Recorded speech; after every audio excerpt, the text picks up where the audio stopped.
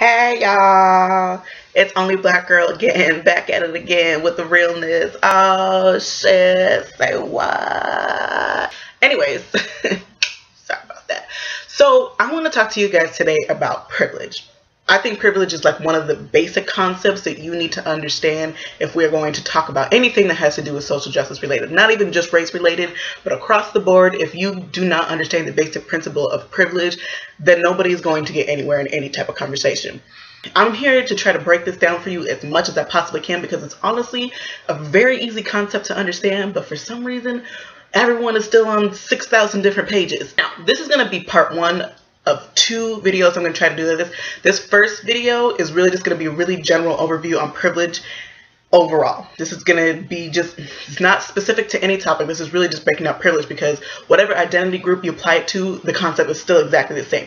Part two of this, hopefully coming out next week or the week after that, is recognizing privilege as somebody who is in an oppressed group already. I think it is much harder for people who are in non-dominant groups, whether it be race, gender, or whatever it is, to recognize other places where you have privilege, because as somebody who's already oppressed, you're like, how the fuck can I have privilege when I'm struggling with all this? Which leads me into one of my first points, is that every single person on this planet has privilege in one way or another. It may be harder for some of us to see where we have privilege, but we all have privilege. I have privilege in every other way, and I'm going to go into that in a little bit more detail, but that is my first thing I wanted to get to you, is that I really need to just drill that home for you to understand is every single person on this planet has privilege. I have privilege, you have privilege, she got privilege, he got privilege, they got privilege, we all got privilege, your mama got privilege, your dad got privilege, your grandpa, your grandma, we all have privilege. Got it? Okay. Now let's get started. So, what exactly is privilege? Well, it's really fucking simple. When we talk about privilege in terms of social justice and whatever the fuck it is that we're talking about, it's literally the dictionary definition of privilege. It's the same thing. Y'all, I know white people especially, y'all love fucking dictionary definitions, so feel free to look up whatever dictionary source that you prefer and read the dictionary definition of privilege. But it goes like, the dictionary definition of privilege is literally just a special right or advantage that a person or group has over other people. That's literally all it means. So when we're talking about privilege, all that we mean is that you may have special opportunities or advantages that other people don't have or have to work 10 times as hard to get. That's all privilege means. So before I go into more of how privilege applies, what I want to really nail down first is what privilege does not mean. So the first thing privilege does not mean is it does not mean that you have lived this perfect, struggle-free, carefree, living in a fucking mansion life. That's not what it means. It just means in certain areas of your life, you have some better advantages than other people do, whether it be race, whether it be gender, whether it be social class, or whatever it is. If you are a white person, that means when it comes to issues of race, you have more advantages and opportunities than everyone else does. When it comes to sexuality, straight people, do we really need to get into that? I mean, gay people can get married until fucking last year. So, you know, when it comes to situations like that, well, all it means is that you have more advantages and rights than other people do.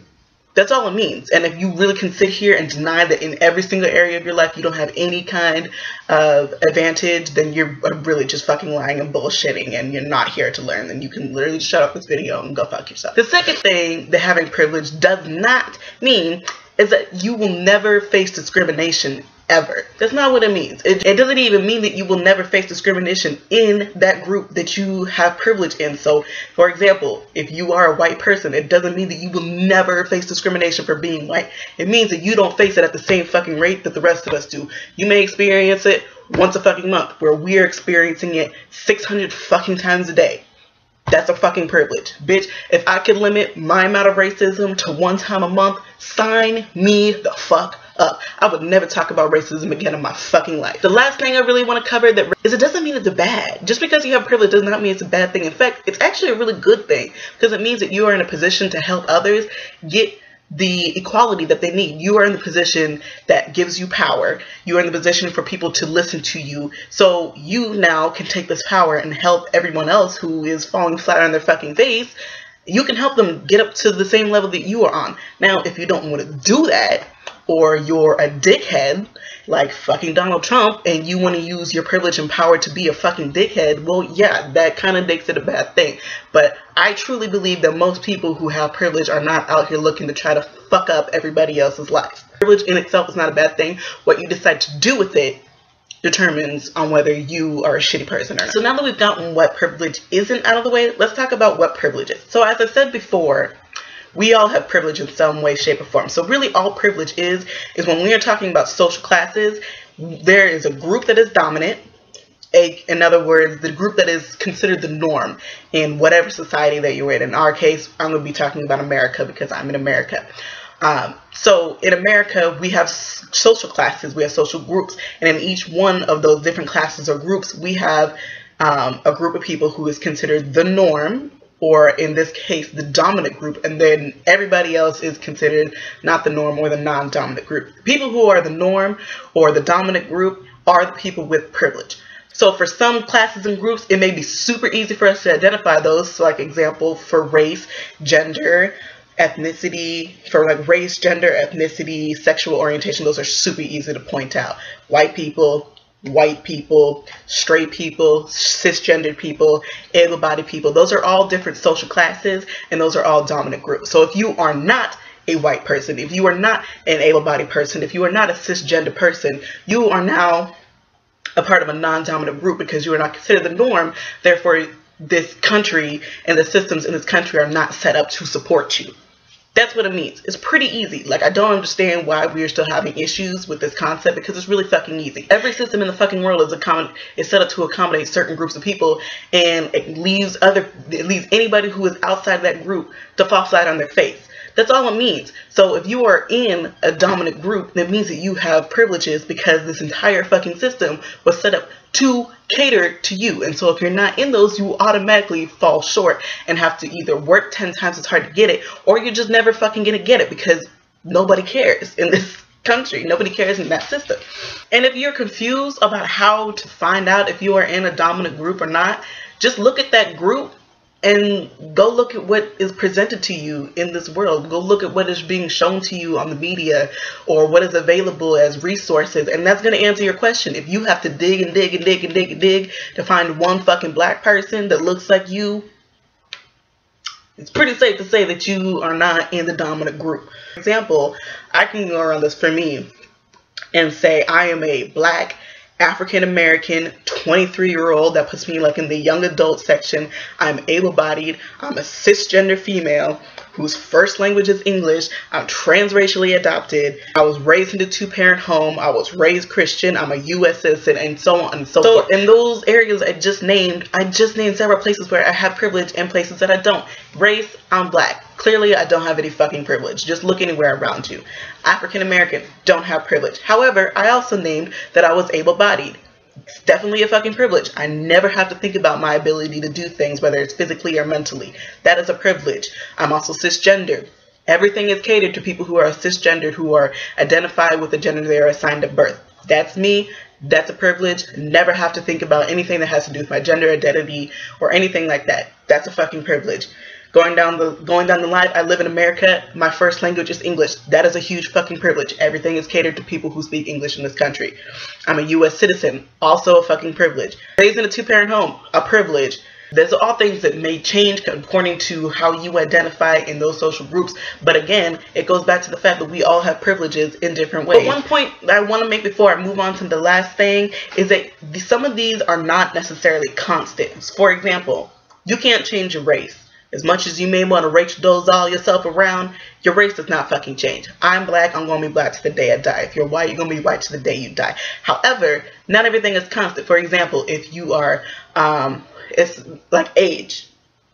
Obviously, everybody ages. So while you may be in a dominant group of like a middle-aged person, obviously, eventually you're going to age and you're going to slip out of that dominant group and you're going to end up in a non-dominant group. Or if you may be able-bodied at some point and then you may develop a disability. you're all of a sudden going to move from a dominant group to a non-dominant group. And it may actually be reversed. If you come from poor, if you are a poor person and you make it up to the upper class, then you have now switched to a non-dominant group to a dominant group. So some of these areas are not necessarily constant or going to stay the same the whole time. I haven't shut the video off right now. You're probably wondering, okay, well that's cool. I have privilege, so what the fuck do you want me to do with it? That's up to you.